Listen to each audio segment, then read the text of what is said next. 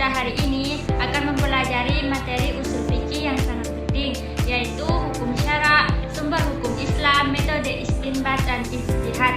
Materi ini membantu kita untuk memahami bagaimana hukum Islam ditetapkan dan mengapa hukum tersebut bisa berlaku dalam kehidupan sehari-hari. Hukum syara adalah ketentuan dari Allah Subhanahu wa Ta'ala yang mengatur perbuatan manusia yang sudah balik dan berakal. Hukum ini menjadi pedoman bagi umat Islam dalam menentukan mana perbuatan yang diperintah, dilarang, atau diperbolehkan. Hukum syara dibagi menjadi dua.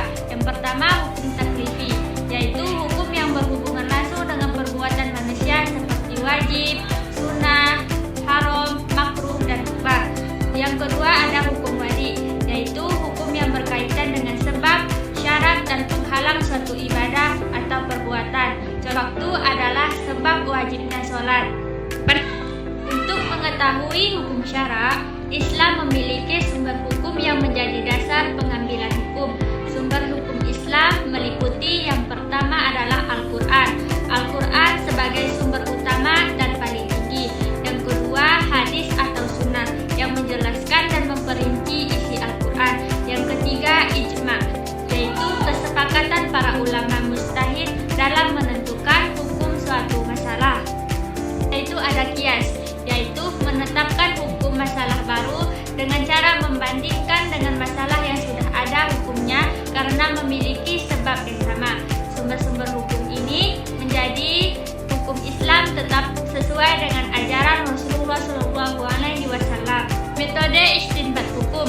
Istinbat hukum adalah proses menggali dan menetapkan hukum dari sumber-sumber hukum Islam. Beberapa metode istinbat yang sering kita gunakan adalah yang pertama qiyas, yaitu menyamakan hukum karena memiliki alasan yang sama. Yang kedua, istihsan, yaitu memiliki hukum yang lebih membawa kebaikan. Yang ketiga, maslahah mursalah, yaitu menetapkan hukum berdasarkan kemaslahatan umum. Yang keempat, sad az-zariyah, yaitu menutup jalan yang bisa mengarah pada perbuatan yang dilarang. Metode ini penting agar hukum Islam tetap relevan dengan perkembangan zaman. Yang selanjutnya adalah ijtihad. Ijtihad adalah usaha sungguh-sungguh yang dilakukan oleh ulama untuk menetapkan hukum Islam terhadap masalah yang belum dijelaskan secara jelas dalam Al-Quran dan hadis. Ijtihad tidak bisa dilakukan oleh sembarang orang, tetapi harus memenuhi syarat seperti yang pertama, menguasai Al-Quran dan hadis.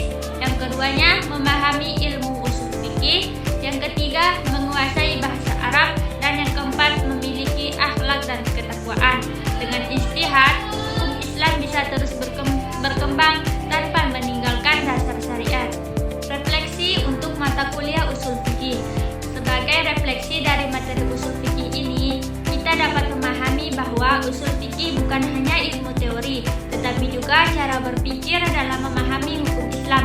Melalui usul fikih, kita belajar untuk tidak memahami hukum Islam secara kaku dan tekstual, menghargai perbedaan pendapat ulama, bersikap bijak dan moderat dalam beragama, dan mengaitkan hukum Islam dengan realitas kehidupan sehari-hari.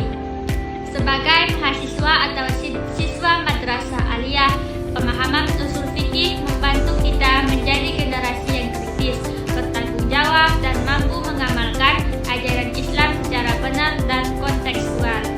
Sebagai rangkuman, hukum syara adalah aturan Allah, sumber hukum adalah dasar